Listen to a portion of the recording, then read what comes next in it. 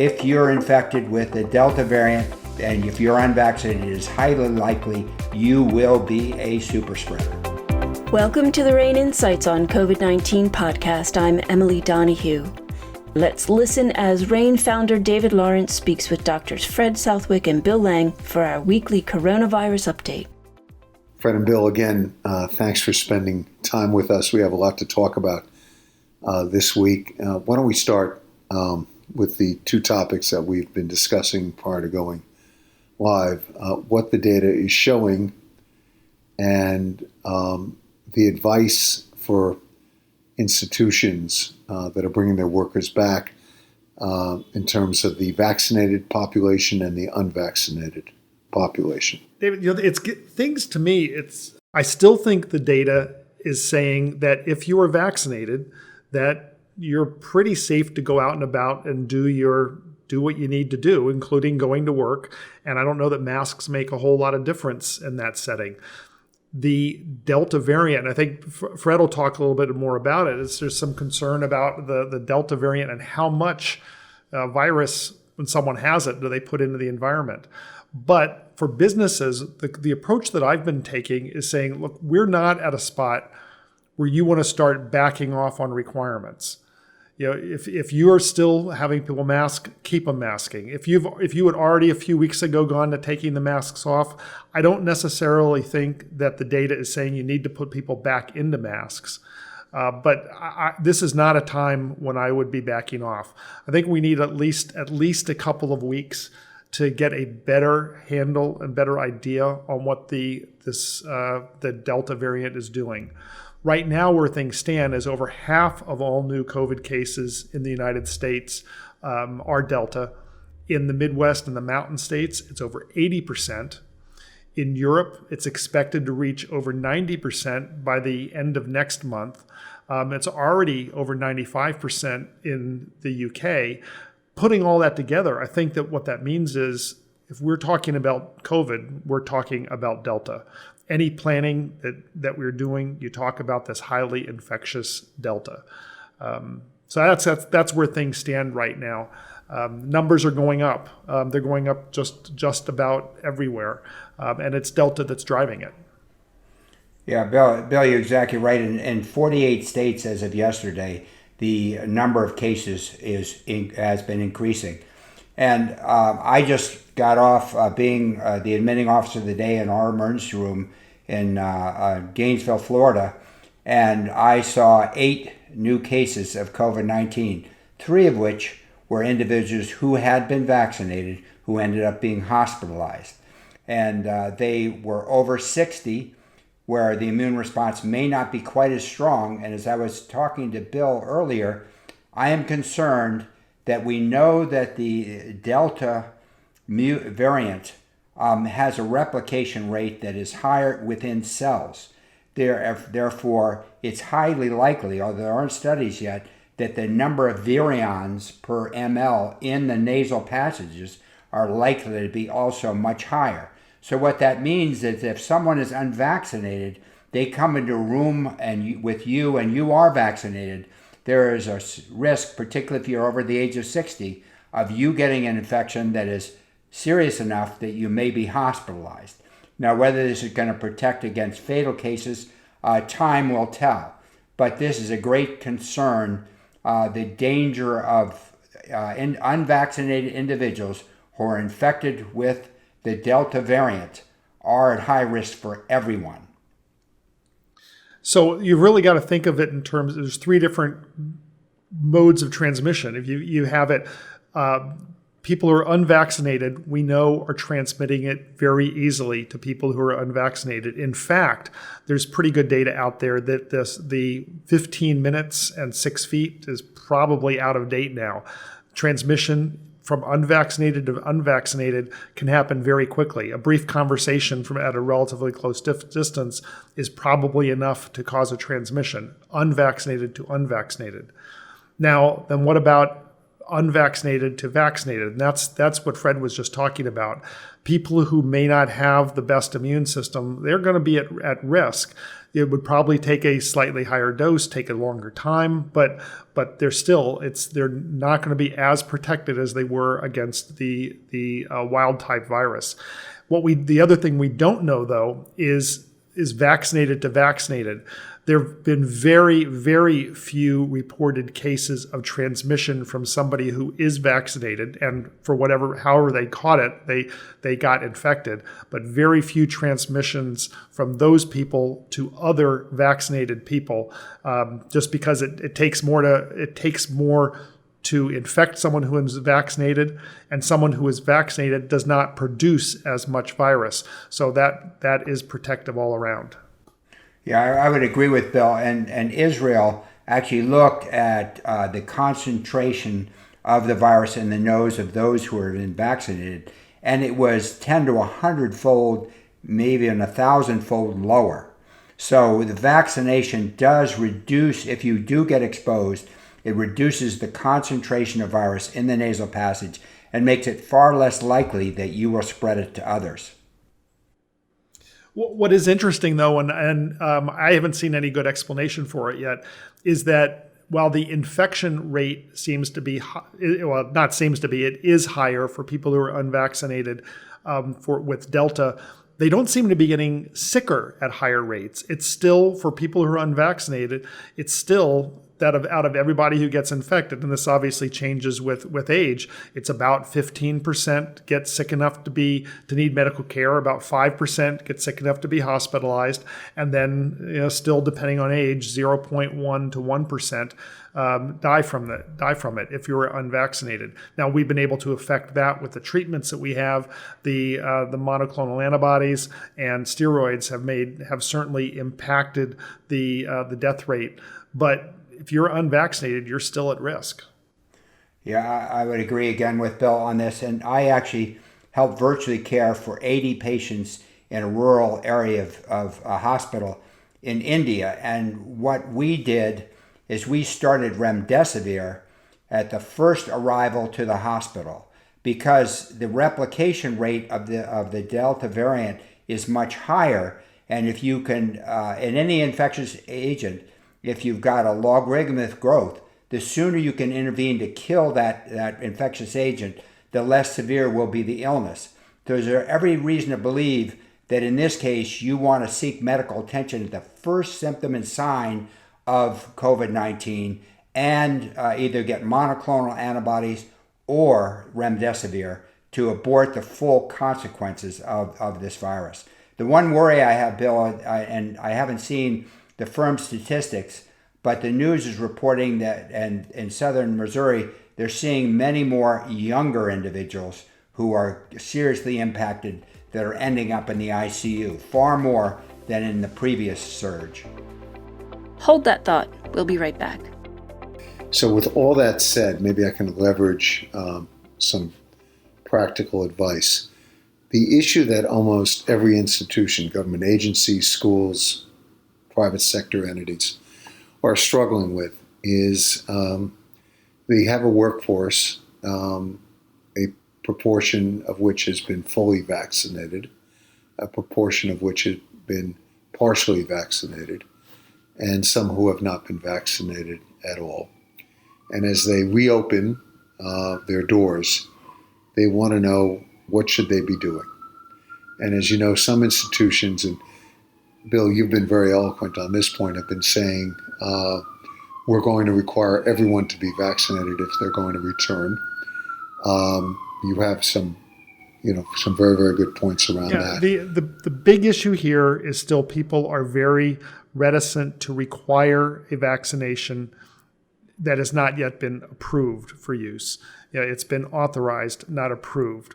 Okay, let me just clarify that for the audience, that there has not been formal FDA approval. That's what you're saying. Correct. But with that, everything is pointing to probable formal approval of the mRNA vaccines, the Pfizer and Moderna, here probably the next 4 to 6 weeks. There hasn't been a lot of chatter. It was originally they were saying, yes, late summer, meaning July or August, we're probably going to start getting close to approval. So there hasn't been a lot of talk about a date yet. But I think it's pretty clear that with 3.5 billion doses of vaccine, now that's not the mRNA vaccines. It's probably been about a billion of the mRNA vaccines that have been administered. We have a pretty good track record now on efficacy and safety.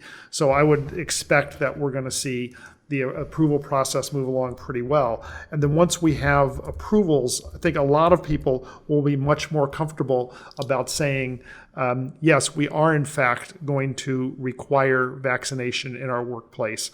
Now, what a lot of companies are starting to think about doing is saying, we're not going to require you to get vaccinated, but if you're going to be coming back into the office, as companies are developing their return to office plans, they're saying, look, we want to return to office. We know how important it is to at least have some degree of in-office interactions, in many cases, to get business done.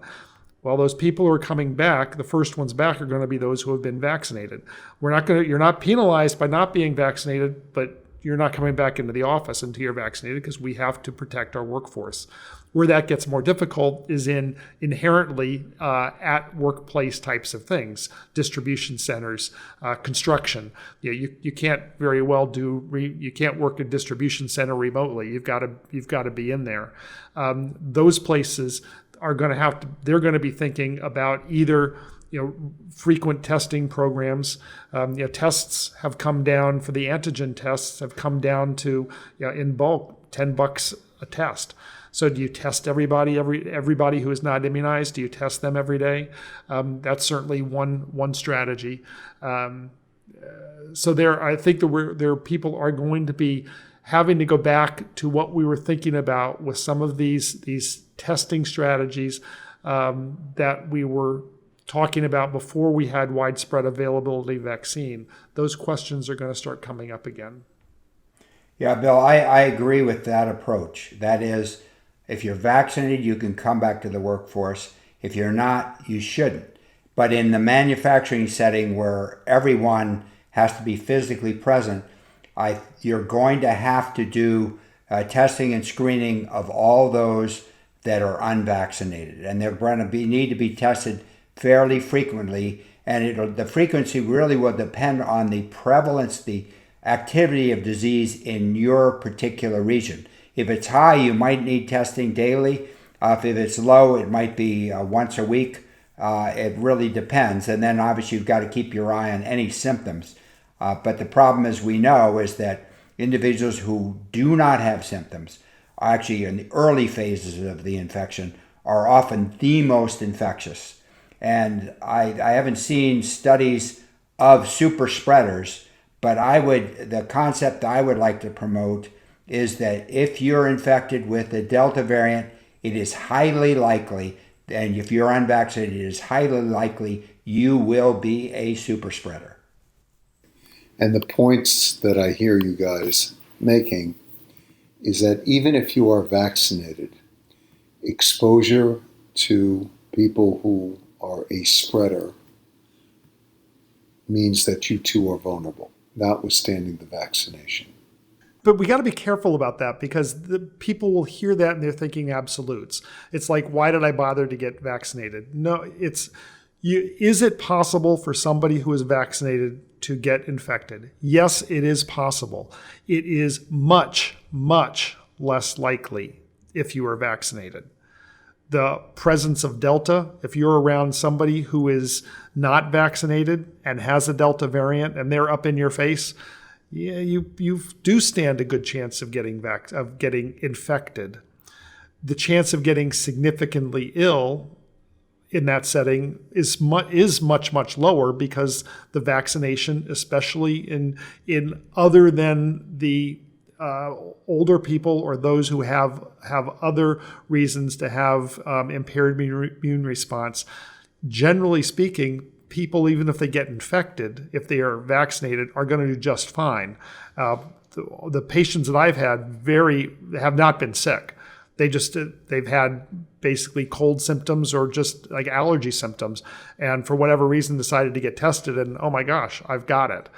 But your chances of getting infected are higher with Delta than they would have been with the regular. All right. So let me, because I think, Bill, the point you're making is an excellent one. And Fred, there's nuance here. So, number one, being vaccinated greatly reduces the chance that you will be infected.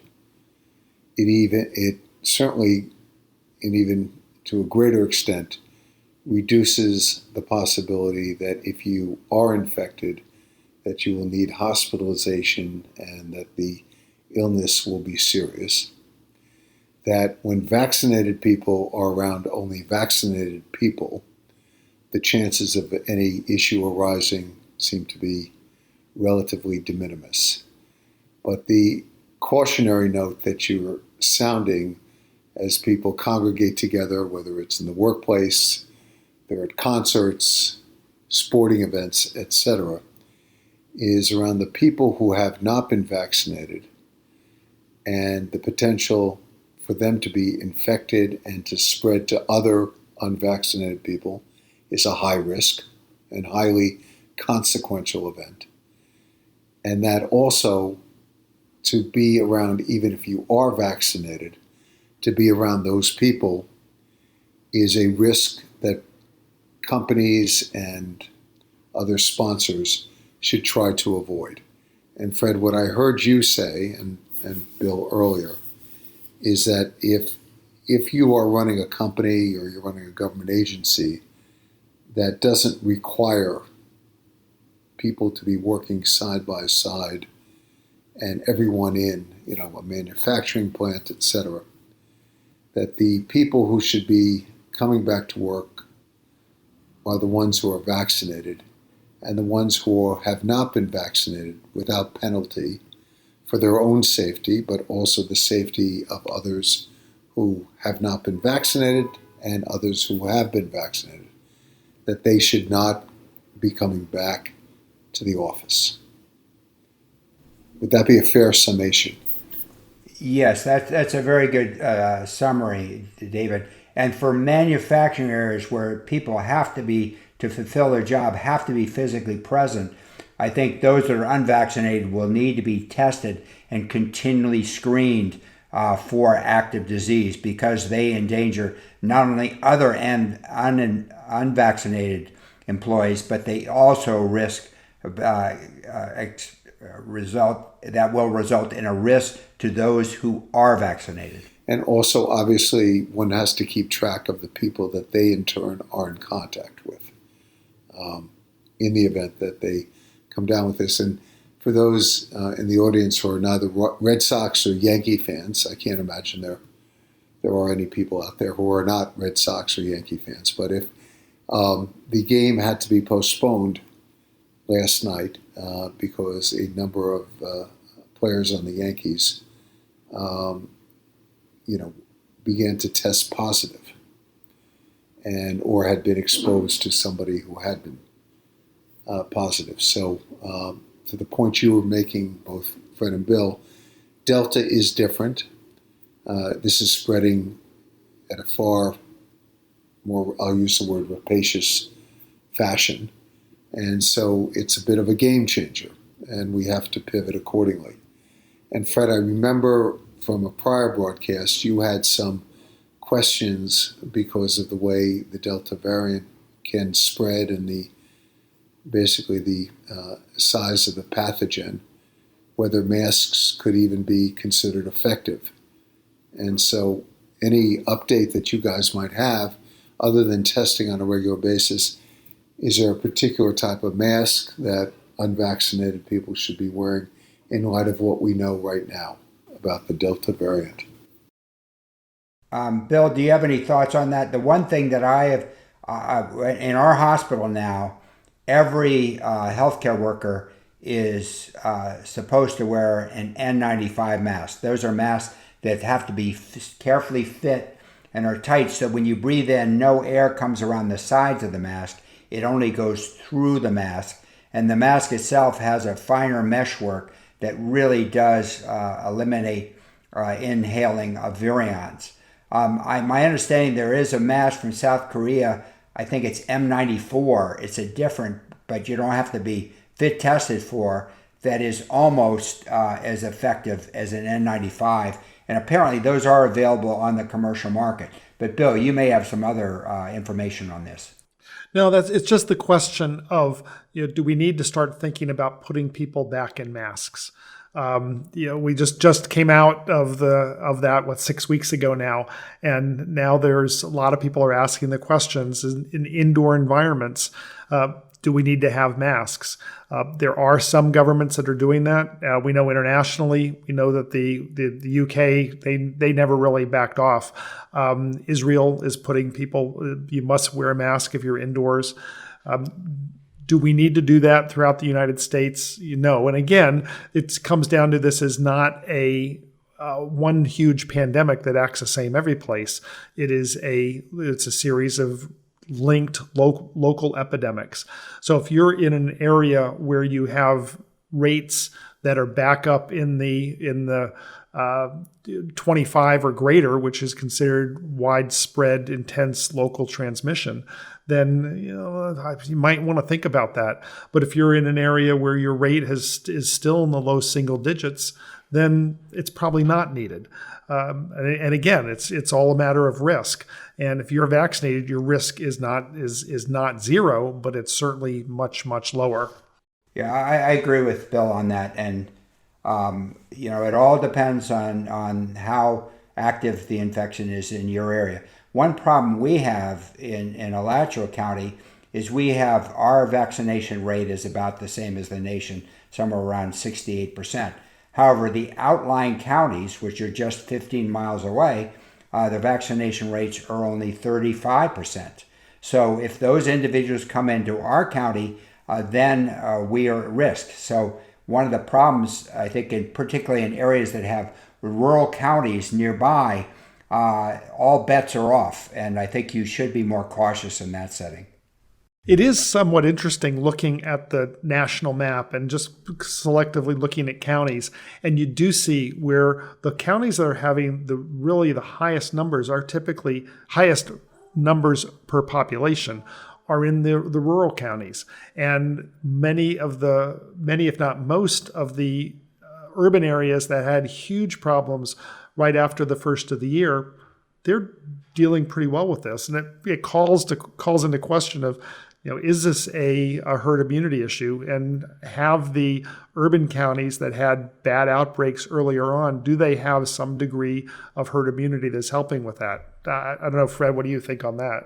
I think it is possible, though I worry in that it seems that natural herd immunity is probably not that effective against the Delta variant because of the high inoculum size.